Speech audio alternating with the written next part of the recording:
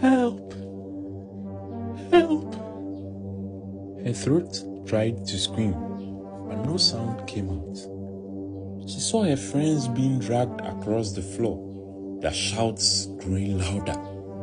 Then suddenly, silence. Her heart raced, sweat prickling her skin. She blinked and took in the room. Scalpels and syringes lying in a metal bench. Ice-filled coolers sat ominously nearby, and gloves stained with red liquid dripped onto the floor. Fear slammed into her chest. These men, they were harvesting organs. Panic clawed at her chest as the weight of the situation hit. She had to get out, or she wouldn't make it through that night. How did she even get herself in this situation? Let's go back to where it all began.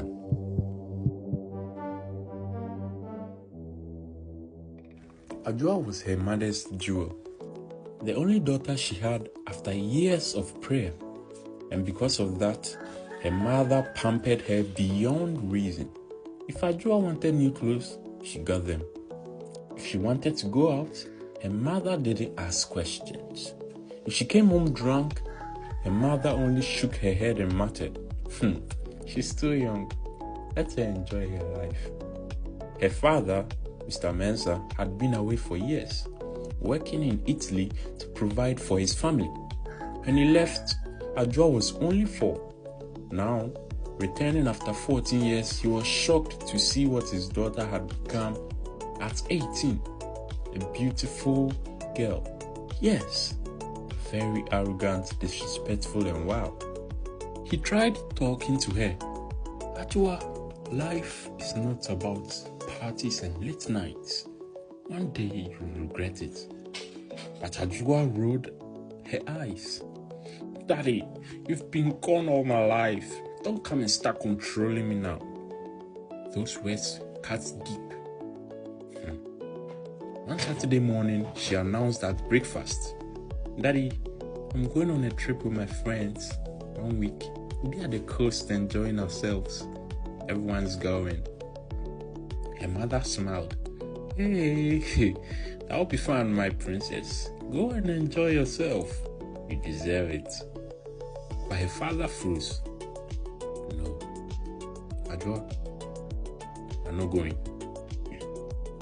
Why?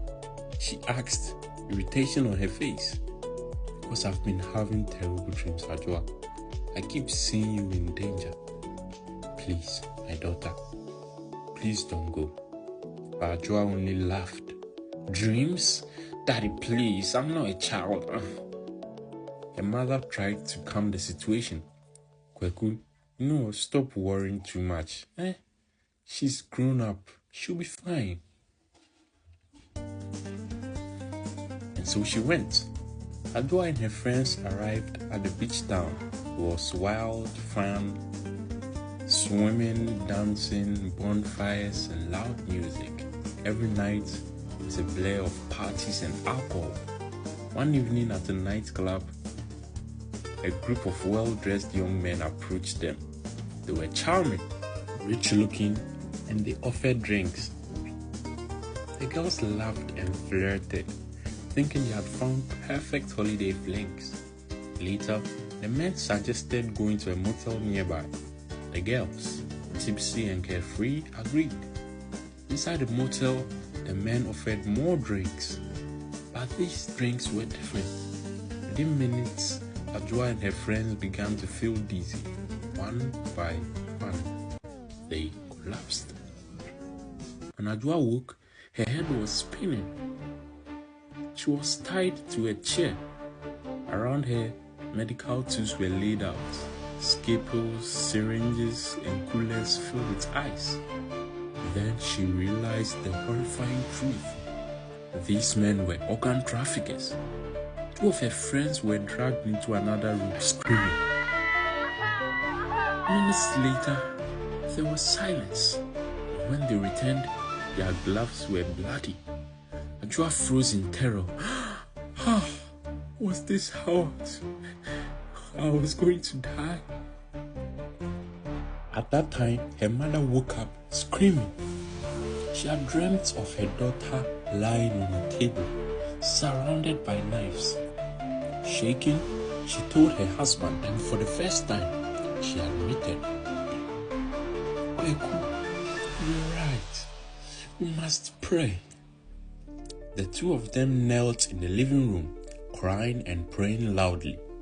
"Father Lord, we come before you today, mercy. Oh Lord. Save our daughter from the hands of the wicked. Deliver her, O Lord." It was a desperate prayer. A father's broken heart and a mother's guilty conscience poured out before God. Back in a motel, the traffickers gathered in a room to hold a meeting before they proceeded with the next victims. Suddenly, the rope was loosened enough for Adjoa to slip one hand free.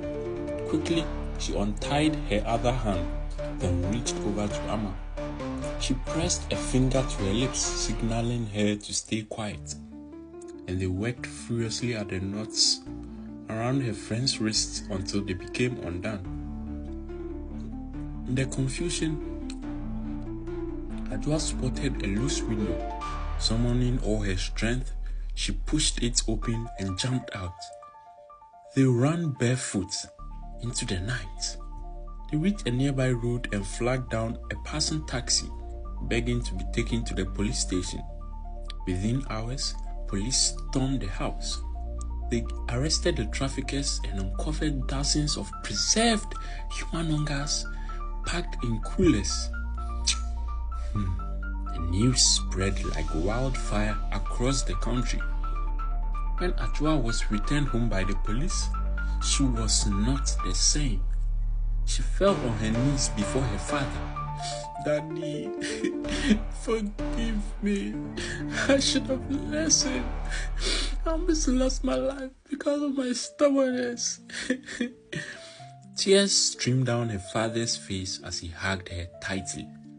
"My daughter, I would have traded my life for yours." Her mother too broke down in tears. That day marked a new beginning, and whenever people asked why Adjoa changed, she only said, "Because one bad decision nearly cost me my life, but God gave me a second chance." Adjoa's story is a reminder that raising a child is a shared responsibility. The absence of a father left a gap in her upbringing, a gap that love alone could not fill. While her mother's intentions were good, her over-pampering created a false sense of freedom, where discipline was missing and wrong choices seemed harmless. On the other side, Adjoa herself chose a path of disobedience. She ignored her father's warning, dismissed his love as control, and nearly paid the ultimate price. The truth is, children need balance: love with discipline, freedom with guidance, and joy with boundaries. A parent who only gives without correcting, or one who is absent when the presence is needed, risks raising a child unprepared for life's dangers. And a child who refuses to listen to wisdom walks toward destruction with their own feet. Adjoa was fortunate to receive a miracle and a second chance, but not everyone is that lucky. What lessons have you taken from this? Share them in the comments. Until then, stay wise, stay safe, and I'll see you in the next story.